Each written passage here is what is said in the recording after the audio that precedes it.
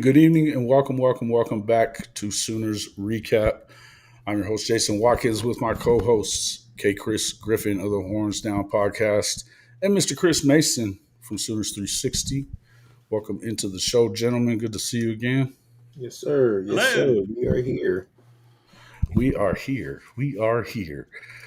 Uh, hey, listen, felt like wasn't perfect today, but it looked pretty dominant as far as defenses, which is what you're expecting out of this Oklahoma team, is to go out, impose its will defensively, and then you had, I don't know. We'll talk about the quarterback play, I'm sure, and kind of what we saw out of all that stuff. But look, you took advantage of situations. You didn't turn the ball over.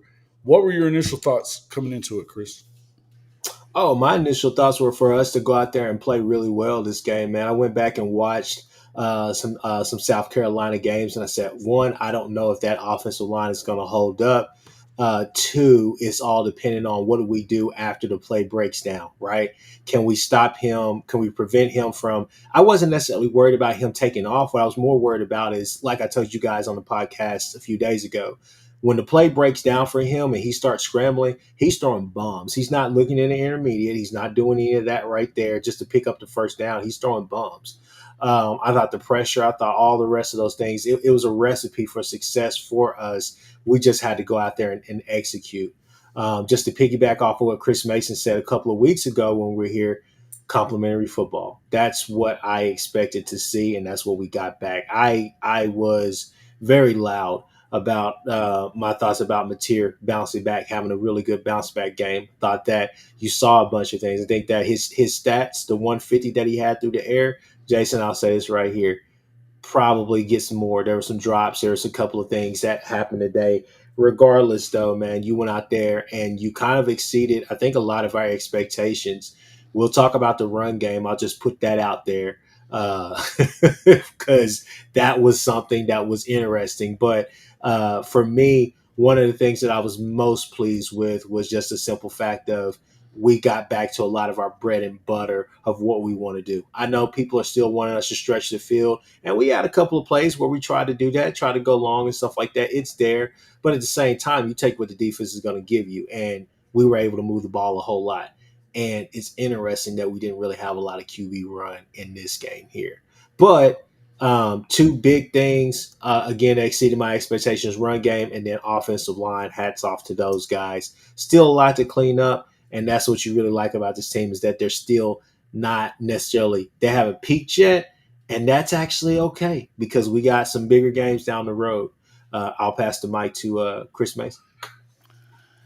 If you had told me pregame 26-7, I would have taken that every day of the week and twice on Sundays or whatever cliche you want to use. Right? That was what I loved was the first drive was precise. It was sharp. And the defense, as Ian Olsen says, the Predator helped on that goal line stand. The defense gave up one bad running play from a running back all day, and that was that fullback sort of trap play, dive play, whatever you want to call it, on that 4th and 1. And then you got some scrambling from Sellers in the third and fourth quarters. Otherwise than that, they could have been in the teens for running the ball today with the sack yardage and the lost yardage we got.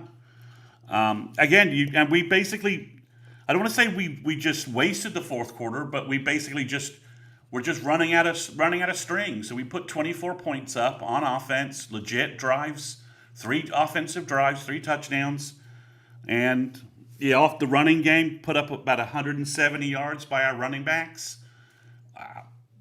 if we have 170 yards rushing from our running backs in any of our games coming up, that's a win.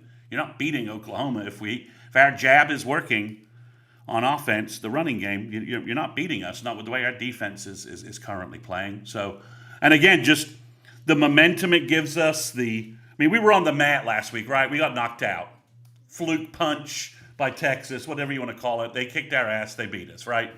But we got off the mat, went on a road game. I don't think South Carolina is very good, but we took care of them, and I think that maturity in handling what happened, going on the road, and having and Caden Idleman's right. I mean, the 3 holding calls on that 4th down pass they gave Sellers were ridiculous. So overall, I mean, as Kchris said, incremental improvement on the offensive line. If we can keep having that occur, they're a winnable game. As daunting as our schedule is, look, if you're watching SEC football, as I am today, the flawed teams we have coming up are showing their flaws more and more. Jason, can I just say one more thing, and I'll pass it back to you. Sure. OU was the more physical team today on both sides of the ball. If nobody else saw that, I saw that. I think that Blaylock set the tone as far as just with some of his rushes, offensive line especially. Again, like, hey, Dylan Stewart, hey, if things go south, you know what I'm saying? Head down south, right? Head over here to Oklahoma, right? But no, him going out, I thought that we took advantage of that as well. Again, it was a really, really satisfying day. But I just got to jump in and say that I think that we were the more physical team, and that I think that again that's another thing that I would add to the list of what exceeded my expectations. Because for whatever you want to say about South Carolina, they find a way to stay in the game and be extremely annoying down the stretch. But Yeah. this was a game here that it was never really in doubt. I think the touchdown was kind of cheap. There was some ticky-tack stuff. You could have called a hold, could have called a false start on that play that they did have that touchdown. But at the end of the day, you come out there and you make them go 2 back-to-back drives, 3 and out, and then you kind of you put the nail in the coffin, and you get a safety, and you get a turnover today. I mean, it's just again, I think that we were a more physical team, and then when you heard them boo early and often in the game, it was just another sign of just like, hey, put your foot on their neck. Let's go ahead and get up out of here. We got a big game next week. Let's do what we need to do. But again, complimentary football, and I thought that the physicality today, the level of physicality, the want to, it was there on all ends. Yeah. I guess if I had to say anything, I mean, if we were going to talk anything negative at all, I don't know. I don't know how negative you can really be, because to be honest with you, what we wanted from John Mateer, I mean, I think I was listening to Damian Mackey a few minutes ago, and he was talking about how this is a like did he put it? This is a non-dynamic version of John Mateer, but you didn't turn the ball over. This is your guy that's going to come in here and manage the game and not put the ball in jeopardy, which at the moment is kind of what you need. Although, that being said, I think that moving throughout the rest of the season, you're going to need him to play more like himself from the last few weeks before he got hurt, right? I think we're going to need more of that dynamic play. Azul Ranger saying talking about that he doesn't want to see quarterback running the ball anymore unless the pocket breaks down. I don't really see that that's going to ever be a thing. You know what I mean? I think that part of what he is to this football team has been running. Now, I would agree that the wiggle is kind of gone. We're not seeing him as explosive with his legs, and I kind of wonder what that's about, if it's just timidness. But I think that you sent him into there with a game plan to just protect the football and let this defense put you in a position to win this game. You get a couple of turnovers, you get a safety at the end. I mean, these are things that, you needed to go do. I mean, what did I think I predicted 24-10 the other night. Mm-hmm. It's 26-7. That's pretty much how we were hoping you would get the game to go. Moving forward, you may need different, but I think this was certainly what we needed. I mean, I've been the proponent of saying, hey, we don't have to have you go be a Heisman guy. We do not have to have that. So just go out there and let this defense put you in a position to not fuck it up. So And don't fuck it up. Be so nice if we could get a punt block in the back call. yeah, Jason. Now I agree with you up to a point, though. Okay, I think today, excuse me. I think today was one of those days where, again, watching in the weeds, just kind of watching the film back. Hey, man, they got some guys on that defense. They have some guys on that edge at the very least. If you don't like the defense, they got some guys on that edge. I think it's one of those things where you weren't trying to exploit certain things where you knew that, hey, their secondary, kind of second level of their defense, you can toy with them, you can get them. Those bench routes, the little zigzags, our little out routes, different things like that. We had their corners, we had their DBs kind of on skates all day. And it was just one of those things where you were able to kind of move the ball that way and just kind of stick a little bit or whatnot. So to me, I think that it was more of a game plan thing than it was. I'm not going to necessarily say that, oh, yeah, he's lost his wiggle all the way or this and that, but I think it's one of those things where I think the game plan didn't really call on him to do a lot of that. And I think it probably changed whenever they realized, hey, we can have success on the ground running the ball. And then again, I mean, come on now. We all think Fasusi is amazing. I think Fasusi is going to be a freshman All-American this year. I think Derek Simmons, it was great to see him, nut up, put some dirt on it, and go out there and lace them up and get out there and get dirty too.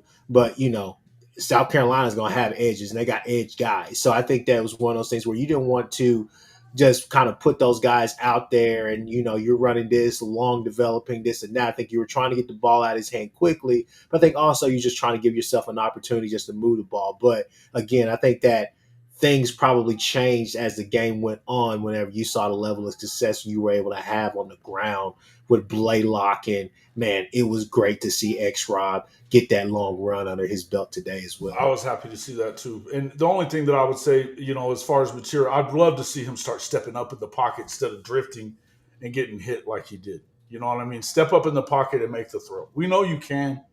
We know you can make the throw. So but yes, running game. I think everybody's been screaming about it for weeks, right? They've been screaming about it for weeks. We haven't had it, and never mind the quarterback run game because that's not what we're talking about. You have to have the ability to get out there and run the football with your running backs a little bit. Now, I will preface a lot of this with saying that you have to remember that this is the worst run defense in the SEC. So you got healthy against them. But that means if that's what we did against the worst run defense in the SEC, then that means that they at least were going on the game plan of what you should probably be doing, right? So what do you think about that, Mr. Mason? They're bad on run defense, and we ran the ball on them. I mean, that's what I was getting at. That's what I was getting at. You're exactly on target. We ran the ball. We looked good running the ball. Our two running backs looked good. They combined for nearly 170 yards, I think, is the total when you look at it. Yeah, I mean, it's 160. It's 160. They combined for 160 yards rushing. So again, I'll take that every day. Our defense is so good. We don't need the heroic Baker, Kyler, Hurts 44 points a game nonsense. And especially on the road, protecting the ball, running the ball, reducing the game. These are all strategies that previously were alien to us, but they're in our playbook right now. The defense, before the 50 yards of garbage yardage they got in their final drive when we had our backups in, I mean, we almost held South Carolina, a Power 4 offense, to under 200 yards of total offense. That's like 1980s era defense. That's not, post 2000. You don't hold teams to this low a yardage standpoint and let's be honest, Sellers is a talent at quarterback. It's not like they just have some duffer there who's completely incompetent. I mean, he's He's physical. He can run the ball. I mean, he had that one big scramble, but even with that, he had -9 yards rushing for the day. If you take away, the Faison fullback play that I referenced earlier, I mean, their running backs are something in the line of 20 carries for 30 yards in run defense. I mean, that's stupid levels of run defense in the modern football game. I mean, it is. So we have a different way to win football games. We have to just accept it a little bit. And once they were up 24-7, Brent's like, it's over. Game's over. I'm not worrying about. I don't have to pad out. We don't have to pat stat. We just need to win football games. At the end of the day, whenever you're looking in that column, you have over 150 something yards passing, and you have over 150 something yards on the ground. I mean, you probably with a smile on your face. You know what I'm saying? Especially with that defense. Yeah, I mean, because I said this in our green room, right? I'm keeping an eye on the Georgia Ole Miss game in my back pocket here a little bit, and and Georgia's going to win. It's crazy to say, Chris, that OU has a better defensive line than UGA. Georgia just finally pulled out. What do you mean it's crazy to say? They haven't been good and they're giving up everything. But Chris, but Jason, just from a certain perspective, right? Just to show that progress OU's made at the D line. I mean, Georgia's maybe having a down year at D line, but to show the progress on the D line that OU's made, to the point that we can say that the bell cow for defense the last 6 years in college football, who are signing 5 stars, high 4 stars, left and right from Georgia, from the southeast, getting the best kids in the southeast, to say that Todd Bates and Miguel Chavis have crafted a defensive line that is better than Georgia's is it's not I don't think it's debatable, but it's to just show how far we've come, even 2 years, even from 2023. And to see all the young guys out there as well. I mean, it's an impressive statement to make that when you know how well Georgia just recruits, and they have damn good coaches on defense. That's Kirby's focus. That's his side of the ball he focuses on. It's an amazing the 2025 defense, which is why we just kind of need to get the offense rolling because we have so much momentum defensively. We just need to just have this season keep rolling, the offense get better and better because we have the defense.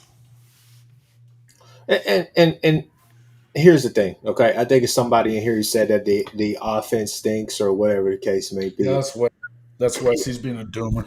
Yeah, it doesn't stink. I mean, it's working. You're able to go out there and do things. Do you want to see them put up more numbers, this and that? I'm sure that you do. But at the same time, something's got to give. People, I don't care if the BV experience ends tomorrow, right?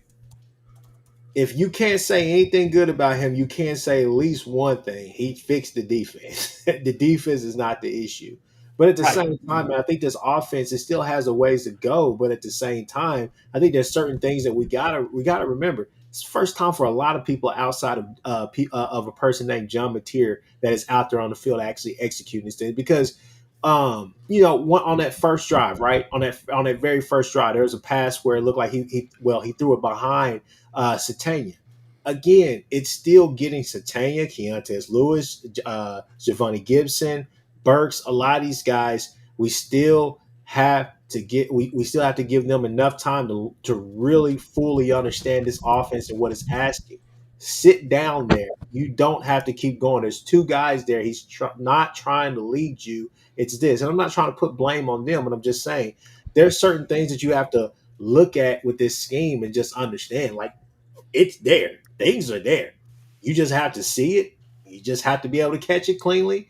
There was a drop by Satanian today. There are certain things that need to happen, but at the same time, when a defense is allowing you to run on them like you were today, I don't know what more you want. You want dominant, you want this and that, and guess what happened? They went out there and they dominated them and they ran the ball effectively.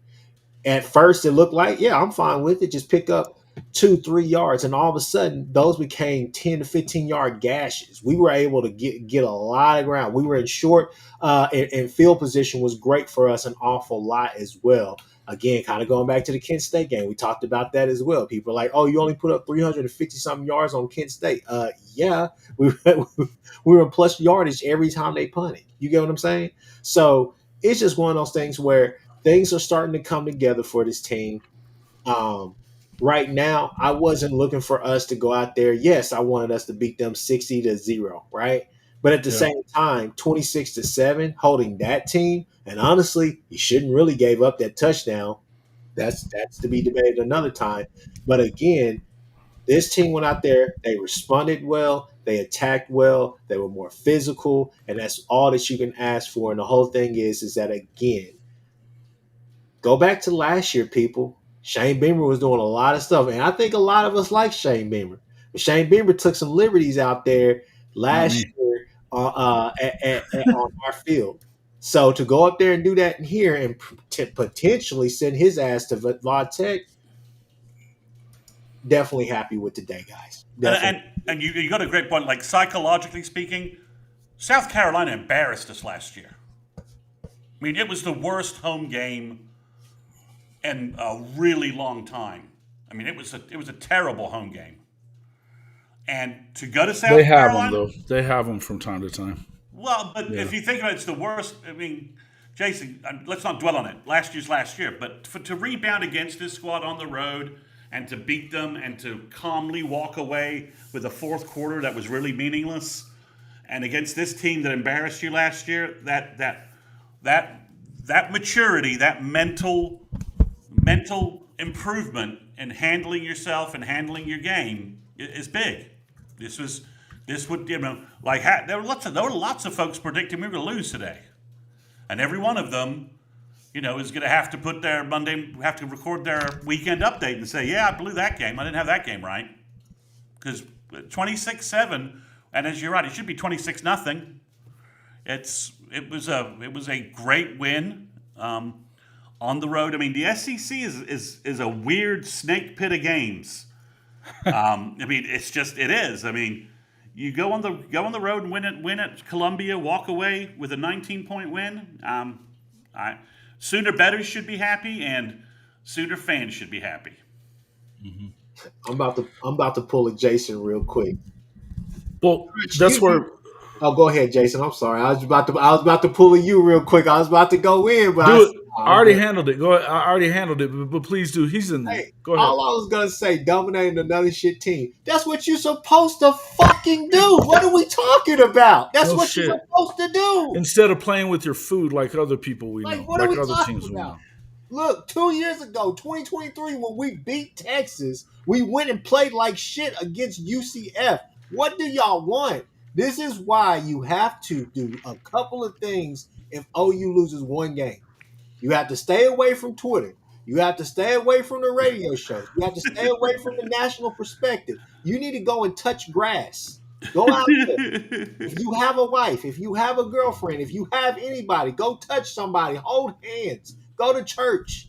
Get your spirits up. It's not the end of the world. We still have the rest of our season ahead. Look, you did what you were supposed to do is the bottom line. You're supposed to win the damn game.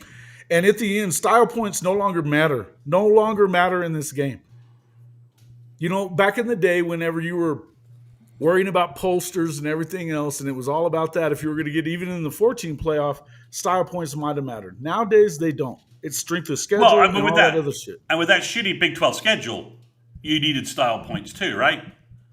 Sure. I mean, with the schedule we have, guys, win by 1, 2, I don't care, and rock fights left and right. I really don't give a damn because the schedule we have coming up gets us where we need to go if we keep winning games. No, and there's no two ways around it. And like I said, we talked about this coming in. Just find a way to win because guess what? How many you beat Auburn on the road last year in the SEC, and that was it. And you had multiple opportunities to win. I remember thinking at the half, they had just let them get back close to it. It was 14-7 at the half. And I'm thinking, don't be Ole Miss or Missouri from last year. these road games where you're out there in the lead at the half and then you find a way to gag that shit away. Or for that matter, Texas, where you have an opportunity to go in there and shut them down in the second half and you don't do it. So bottom line is you can be mad about that you don't think that this offense is that good. I got to tell you, I don't think this offense is that good. I don't care. It's good enough if your defense is going to continue playing like this. And I know one thing is what we just saw with Georgia and Ole Miss is not what you're going to see with Oklahoma and Ole Miss next week. They're not going to go down there and score at will like they just did on the Georgia defense. Now, can I jump in on that? Can I Please. piggyback on that? So not only that comment, let me put this comment up there real quick, Jason. So Kate Nodelman, he says our secondary is going to be tested a lot next week. Hey, that's a respectable comment. I get that. In my opinion, I'm not sure. Here's the reason why. Okay, we handled that SART test last week really, really well. We had a bust. Don't get me wrong. We had a bust that led to a touchdown. It was mostly, for whatever reason, our stubbornness couldn't make the right adjustments, I guess, to just on that defensive line as far as them pinching inside, just kind of doubling one of our guys and then trying to kick back. We talked about that. Let's not dwell on that. Regardless, though, I get what you're saying because he loves that intermediary game. Obviously, he wants to take a shot, but he loves to work the intermediate routes an awful lot too, and they're open. Those guys pop open a lot, but we'll see. We'll see when we get there. But I mean, today again, people, though, like Harbor, those guys like that, those are usually guys that we're having trouble with. You go and watch some of the defense that we were playing with our secondary. Now, Boganowski should have had an interception right there, in my opinion. There's still some times where we're getting caught on a couple of things, but at the same time, for the most part, I thought they played well. I will say we didn't let anything deep go. There, obviously Boganowski that one time, he chunked it deep a couple of times, but we were there. We had really good. We were playing three high at times. Sometimes we just pretty much kind of almost like a cover 2, cover 1 stuff, but it was a good product. And this offense, I'm telling you, people, here's the thing. Here's what you guys got to remember is, again, this team is not peaked yet, defensively or offensively. They've just been consistent. And to me, I think that's the scary thing is that there's a lot of teams out there that still haven't peaked. There are some teams who have peaked. And Florida State is one of those teams. There's a couple other teams we could talk about as well, but I'm just saying some of these teams early on that you saw putting up these explosive numbers and stuff like that, these teams are kind of leveled off, or they're going to level down. So that's my only thing is I'm just putting caution out there and say, hey, be a little bit more patient. I get it. We're 7 games in, and yes, we are probably what we are, but I still think that we can be pretty effing good at what we are doing right now. So that's just my thoughts. Well, if we thought we were going to be a top 20, top 15 type defense, right?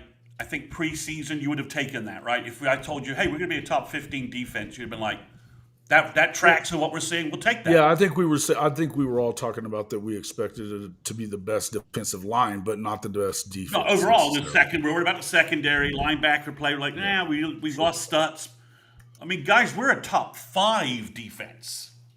I mean, we're at a defensive level. I don't think any of us predicted preseason. I mean, at least I certainly didn't see this from anybody. I mean, it was like everybody was talking about our defense being good, but so I thought we needed to be like a top 30 offense. Well, with a top 3 defense, 24 points might win every game we have on our schedule. And I was just about to say that. All 3 of us said this team averages 23 plus points per game. I think I'd take OU. I like OU's chances in every one of those games. Maybe Tuscaloosa will take a little more. I don't know. But, LSU's walking in. I don't know that we'll see Nussmeier in that game. He might have packed it in at that point. They look like crap today. They're a little better on offense, but, I mean, overall, they didn't look good. I don't know what Missouri will look like by the time they get to Norman. And, Ole Miss, they put up points on Georgia today. They also defensively didn't look very good at all. Either way, I mean, Georgia owned that second half on them.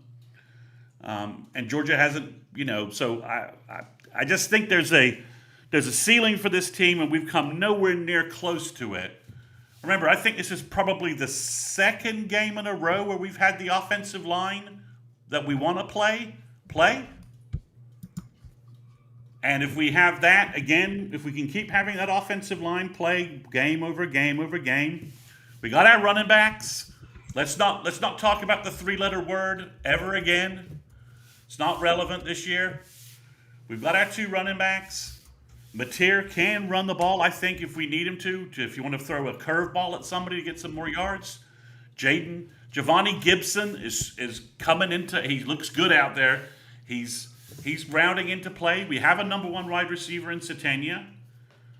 Caden Helms and it's hard to know with all the action moving on and the TV. It looked like from some of the success plays I saw highlights on that Caden Helms is doing a decent job blocking.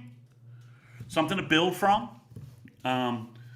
He's obviously got the size and he's got the athleticism. So I think it's really a question of can we keep maintaining some momentum and incrementally improve week over week. We're not going to go from being an offense that struggled to score a touchdown from Texas to putting 45 points up on everybody. That's unrealistic. But we could but Texas, I think, is the best defense we'll see for the rest of the year. I don't think the defenses we're going to see the rest of the year are as good as Texas is. So if we can make incremental improvements offensively every week, especially running the football, and Mateer makes more plays, but when you're up 24-7 and when you're up 24-7 and you know that your opponent can't really drive on you. As Chris said, why risk your tackles and why risk your quarterback against the only weapon the opposing defense has, which is their pass rushers? Run the football, reduce the game. The game took a long time, but it was a short number of plays in the game. It was only 67 plays for both teams. I've got to give Buckle credit that he's not been doing the Levy nonsense where he was trying to, leaving us out there for another 20 plays, every game because of trying to go, use tempo left and right. Arbuckle seems to be realistic about, we should work clock because it helps because every minute we take off the clock on offenses puts pressure on the opposing, offenses because of our defense. Didn't used to be that way, but score as quickly as we can because we need every minute we can to get points on the board. That's no longer a strategy for us. No. Did what was crazy was that stat that it's like 80-something games in a row where if you hold your opponent to under 21, that Oklahoma wins. Yeah, we own that tells you alone right there. I mean, obviously that goes a long ways back. It's probably freaking a century back for that matter. Yeah. But truth be told, we probably need better play from the quarterbacks at some point through. I mean, I don't think that you're going to beat Alabama by being pedestrian on offense. No. And I think you, depending upon where you are. Same with Ole Miss, probably, right? Yeah, you're going to need to put some points up, and you need to get into the 30s probably for those 2 games, right? To be there. But I think this is going to sound a little stupid, but the Tuscaloosa game is kind of house money, right? For the most part, OU's going to walk in there. Hold on. No, it's not house money unless you win the next 2. Well, exactly, but there's a potential possibly. But for the most part, though, most folks have us losing at Tuscaloosa.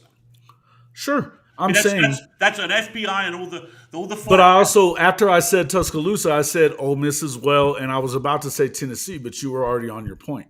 Yeah. No, these are offenses that are going to go put points up. They are. I don't think they're going to put up the same amount of points on Oklahoma as what they're doing on everybody else because they're not playing the same defense. There's no way. And defensively, Tennessee's got problems, right? Ole Miss has problems, and Alabama has issues. So it's not like we're walking into it to defensive juggernauts. They're good on offense, but defensively, they've got gaps. And I agree with you on that, Jason. I mean, yeah, there's going to be times where, hey, material, you're going to have to go out here, put us on your back a couple of times. We saw you do it against Michigan. We need some material heaters, right? Yeah, We need a we couple need of heaters. we need some heaters and stuff like that. But I can say, man, like again, that first drive, I think people were overlooking. Hey, you're second and 20. You're killing yourself with penalties and all the rest of that stuff. But then you still find a way to go down the field and score a touchdown. I mean, it's just one of those things where for some people are screaming there's a lack of aggression with Arbuckle. Some people are screaming that was a lack of just explosiveness or whatever. But I can definitely say a lot of his calls pretty much have been timely and they've been on time. I think that's just a thing of he's the offensive coordinator. I think he's running what he wants to run. I think he's doing that. But again, I think Kevin Wilson is a big part of this, kind of like just trying to find that balance and just trying to figure out, okay, as the game goes on, this is what we can do. But again, I mean, look, today we got the win. That's the biggest thing. We are 6-1 people. Last year, this time we were not that. And so, I mean, I think it's just one of those things where you have to be happy with the win, however it looks. I know everybody has a certain expectation. We were three No, and I'm four, not, right? and I think that you have to. I agree. This win doesn't matter. The rest of the weeks doesn't. We said, what did we say? Unless you win this week, Mhm. what are you going to do the rest of the way? If you can't beat this football team, then you don't have probably much chance of getting to the playoff. We're still alive there. We're still alive there. Now, do you have to do better things moving forward? Yes. Guess what? This is how it always is in championship football. It gets harder week after week after week, all the way to the end. All the way to the end. So, yeah, I would agree. And I mean, you guys are, I said it in there too. I want to see Mateer be able to go out there and be dynamic and hit these receivers. I'd love to see actual dynamic things happening from these receivers aside from Satangna. I don't know what's going on with the rest of them. They don't make anybody miss, for fuck's sake. Well, They don't make anybody Burks did miss. today. Win. Briefly. He didn't get a lot of hops today either. Come on, man. Come on. He made a play. Burks runs into the first fucking tackler he sees, for fuck's sake. What are we talking about? He ran past the guy today. Oh, my Lord. Small wins, Jason. Small wins. All I'm saying is we're going to have to see some more of these kind of. Small wins. We're going to have to. Hey, we're going to have to hear some more and see some more of this shit coming down the stretch. Is all I'm trying to say. That's all I'm trying to say. Yeah, dude. I mean, but it's not like any of us are crowing and saying, "Man, that's the best fucking football game I've seen from OU all year." No. Or this. No, and that's what I was trying. The point I was trying to make Yeah. was, look, I don't care what it looked like today. If they crawled across the finish line and one by one, it would have been fine because you're still alive. I feel like if you don't find a way to win this game, and honestly, if you don't find a way to win this game like the way that they did, you probably have to be a little concerned moving forward. This defense showed once again, and even in the loss last week, they put you in a position to win long after you should have had a position, after you should have been in a position to win. You know what I like the most? You know what I like the most about the defensive performance today is a lot of the mistakes that you made last week. You cleaned those up. I thought that the contain it wasn't just the pressure, it was the contain. It was when the play broke down, there was chaos. Guys were still assignment. I wouldn't even say assignment sound. They were just sound defensively. They relied more on their technique than just being, these crazy gifted athletes, right? It just felt like, hey, you still felt good about that D line, the pressure, all the rest of that stuff. And they were in the backfield an awful lot. And guys just they played sound football. They played winning football today. But again, there was a lot of things that happened last week that that didn't carry over to this week. Guys were very assignment sound. Don't get me wrong. There were definitely some mistakes on all three levels. A couple of times with defensive line, got to get them down. If you get a hand on them, you get them in the backfield, you got to get them down. Linebackers, a couple of times, I know that we took a couple of chances, just trying to guesstimate what was happening or whatnot. Obviously, secondary, there were some times that we could have made plays at the ball or on the ball. Kind of is what it is, but at the same time, I felt like for the most part, you cleaned up what they were trying to exploit, which was things that they saw on film from last week's game. Yeah, I mean, it was. I mean, the penalty number doesn't look favorably on you. I think that's a little bit misleading, personally. Yeah, me too. And because here's what I was saying, and I said this a second ago. I hate to cut you off, but the penalty stuff, I think if you're watching this league week to week and game to game, they fucking suck at officiating. They're fucking terrible at it. And so you have to just know that you're going to see some terrible fucking calls. I mean, they literally made the call. Thank God for replay, because they tried to get Powers up out of there, and we would have missed him for half the game next week on a play that there's no way that you needed to slow that down and look at it. You knew that he led with his shoulder. He was hitting him at shoulder level, and then the guy ducks down, and because his head does this, they automatically call targeting. Get ready, because we're going to have some shit calls. That the PI calls was what's crazy to me, because some of that stuff was kind of soft. I think I was on like one of the discords that I'm in, and I was just like, I thought this was the SEC where they let them play, right? And I'm just like, that's not happening. It was Big 12 PI time. Oh, he breathed on the receiver. Flag. Yeah, so I think it's a little. I mean, it looks bad, but I don't think it's an undisciplined. I don't think it's an undisciplined 10 penalties. That sounds bad to say, but that's my thought on it. I don't think it's. I think we see a moment of bad discipline about once a game. Yeah, I mean, and that will happen and all that. But overall, not to get too far ahead. We needed this win. We needed to wipe that South Carolina loss taste out of our fan base's mouth to a certain degree. And we did that, we did that. And, and again, if you're someone that wonders why we didn't score 14 points in the fourth quarter and get 100 more yards offense, I don't think you understand how football really works. We didn't need to do that. We didn't need to expose our quarterback to that. It's not a styles point thing. This isn't a beauty contest. Here's the thing. One thing I'd say about that is, would I like to have seen a little better from Interior today? Probably. But here's what I would also point out. You didn't put the ball in harm's way at all. Only thing that you could do by going and being aggressive like that at the end, the only thing that you could do was put Oklahoma in jeopardy like Lincoln Riley used to do.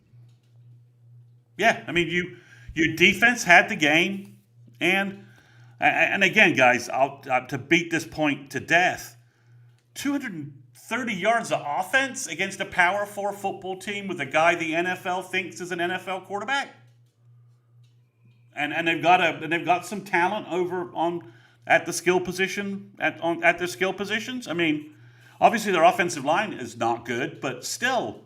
To do that against a Power 4 football team that ran for nearly 200 yards against LSU last week, because they did. They only got 10 points, but they ran for nearly 200 yards on LSU. You just dominated them. You made it one-dimensional, and you dominated them. If there's something more you need from a football game, then obviously. I don't know. We understand football at a completely different fundamental level. Yeah, I think there's still a lot of. Bob bringing up the Texas game already. Look, we're gonna have to get past that, folks. It doesn't matter. It's over now. Does it suck? Yes, of course it does. In the end, you got to move on. And what's left, you still have everything in front of you. You still have everything in front of you that you want as far as your goals are concerned. You do. And they're going to have to get better week to week to week in order to have a shot at this thing. Either the SEC championship or the Natty. You got to get better from week to week to week. So, I mean, we're not breaking any new ground here. We got 3 winnable home games coming up. And we have the best defense we've had in 24 years. To try and win those games and incremental. Better, fatty. Fatty ass as the kicker gets big NIL to stay next season. Fuck, he better. Is he a senior? I thought this was his last year. Is it? I mean the money. I don't know. Is there such a thing as a senior anymore? I mean, you should be able to find another year. That is a really good. That's a really good point, Jason. Maybe that's a good point. Existentially, there is no graduation. That's what I'm saying. I don't know about all that. Let me just look it up real quick. Get an idea of where he is. All right, Tate Sandell is a junior. Might get 2 more years out of his ass then. Yep. I mean, he's a junior. I mean, talk about. I mean, one last comment. I mean, is it just not so refreshing that when we roll out our kicker, you're like, okay. You're just not like, it's not like the Jimmy Stevens years, the horror fest that was, or any other years. I mean, I think he's done a great job, meaning that for a defense that can stop people, when the offense gets to the 35-yard line, knowing that you have a high probability of getting points, that's huge. That you don't have to risk all these 4th down plays. You can just send Sandell out there, put points on the board, and you know your defense is going to back that up. Man, and look at Ole Miss. They had this game by the balls and freaking gagged that shit away, just like Tennessee. No, listen, gagging that away, Texas Tech is now up on ASU. ASU has just gagged that away. But we're not talking about the Big 12, bro. We're talking about teams that we got to play. Both of these teams that you've got coming up in the next 2 have had Texas dead to rights and let them slip away. Yeah, or no, Georgia, sorry. Yeah, you're right. Have had Georgia dead to rights and let them slip away. Georgia is a highly efficient, a very effective cockroach. You have to just nuke them. I mean, you cannot let them hang around. I mean, they're like Jason from the Friday the 13th movies. You think they're dead? You got to put them in the microwave and leave it on for 10 minutes. Yeah, you turn your back and he's back up and he's swinging a machete at your head. If you don't, but yeah, I mean, it's good. The SEC is going to be interesting today. The game tonight will be interesting as well. OU wins no matter who loses that game from a certain perspective, because we have to play both of those teams. I mean, I just want a physical 60-minute, horror fest for both teams. And Missouri's got tough games coming up. Everybody on our schedule is in the same boat we are. No one is really going to be skating by with easy games before they play us. And no one's getting the bye weeks before they play us either. That's the other part too, yeah. Because, I mean, you had, South Carolina lost on the road to LSU last week, and then they came home and had to deal with us. And then they go on the road next week for Alabama. And then they got Or they have Bama at home, or don't they? They have Bama at home. It may not matter. Then they got A&M, and it's they're in deep shit. They're in deep shit. But I mean, look, you've got you go and had to have a tough loss like that for Ole Miss. I mean, they had that game, and then for them to lose it. Yeah, I mean, freaking Arkansas is taking Texas A&M to the limit. It's 28. It's 28. Yeah, my bets are starting to look really good. It's 28-20. A&M's defense. Shout out to my bookie. Yep. So you're overall, but I mean, not to belabor the points, but and strategically, playing Neubauer makes total sense. For what he did in the game, you don't need to waste one of Mike's games for what he did today. You just don't. Yeah. I don't think so either. I think that what they did today was absolutely what they were supposed to do. Yeah. You needed him for one play. You don't waste one of the days that you had, one of the games that you have for Michael Hawkins for a helmet coming off. No. If you do, you have to fire the staff now. Exactly. Those are the intelligent steps that you don't need to do that. So no. But it was again, if I told you we rushed for 170 yards on Friday night, would you have not rushed out and put every dollar you could on us to cover and win that game? Yeah. If someone told me that OU is going to rush for 171 yards on 40 carries, I would have been like, honey, can we bet the mortgage on OU in the money line? You know what I'm saying? I mean, yeah. Josh Pate always has those pop statter things, right? Pops the page and says this stat leaps off the page. 40 carries, 171 yards. I mean, I don't care that John Mateer, if you say we had a pedestrian game, yeah, but he complemented our running game. Yeah, listen, and again, shout out to my bookie, man. I won a 14 parlay, won $270 off a $20 bet today, folks. Make sure you go sign up. Make sure you go sign up, bro. That's a hell of a parlay there, dude. Yeah, I had Oklahoma and the under. I had to get Oklahoma and the under, bro. Oh yeah, I mean, the over. Georgia Tech. My Jackets, man. I keep telling you they're going to the playoffs. The Jackets, yeah. Vandy. I had Vandy, and I had Michigan -5. And so, final comment because I need to bounce and go get some dinner. Is there any chance that Brian Kelly can get fired this year too?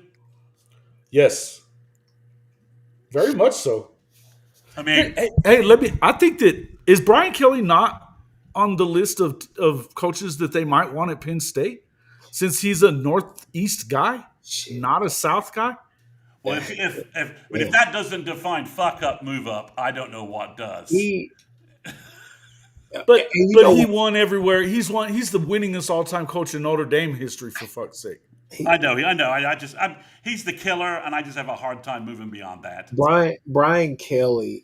What's so amazing about the whole situation is that it's not just the on the field stuff; it's kind of the antics off the field too. He's just a jackass. It's a combination of things. I can already tell you. I'm sure that if Nick Anderson and Sharp had it their way, they'd probably still be here at OU right now. Do you know what? One last comment. Do you know what they did today? Nothing. No catches, and Bauer Sharp apparently had a holding penalty, and Nick had 1 catch for no yards. Bauer no catches, and Bauer had a penalty that brought a first down back. I saw Andrel Anthony playing for Duke earlier. Yeah, it didn't look good either. I think the only guy doing a damn thing is Brennan Thompson, right? And I think Jalil Farouk's having a decent year. Nick was doing okay. Nick was doing okay. He's been hurt though. Oh, okay. Yeah, that's He's true. been hurt still, but he broke his finger on a touchdown catch. Well, that's such the Anderson thing, right? That poor family and injuries, man. Poor, So, all right, I'm going to bounce, guys. Much better having a post-game win. And oh yeah, is that game? I mean, because you already still got some dooming going on. Imagine had they lost. I already told my Doom Slack channel. I have a Doom channel for them. I said no fucking posts for 72 hours. I see anything in there, I'm deleting them. Enjoy the win, as Kchris says. Go take your shoes off. Walk in the grass. Enjoy the flowers of an OU victory. Oh, the world looks better. It feels better. Enjoy it. Yeah. They'll do that. Go do that. Smell the roses. No doubt. Crimson Anything else we want to add before we get out of here, folks? Crimson roses. Nah, man. I thought it was a good game, and we will catch you later tonight, Jason, when you have your call-in show and all the rest of that too. Yeah, we'll be on tonight. We'll probably do a quick call-in show and just kind of go through the rest of the. It's a little crazy, bit of a crazy day. So wild games. I'm gonna go sit down and watch this shit. It's gonna be fun. All right, guys. Thanks, man. All right, guys. Appreciate everybody coming in. See you all on the next one.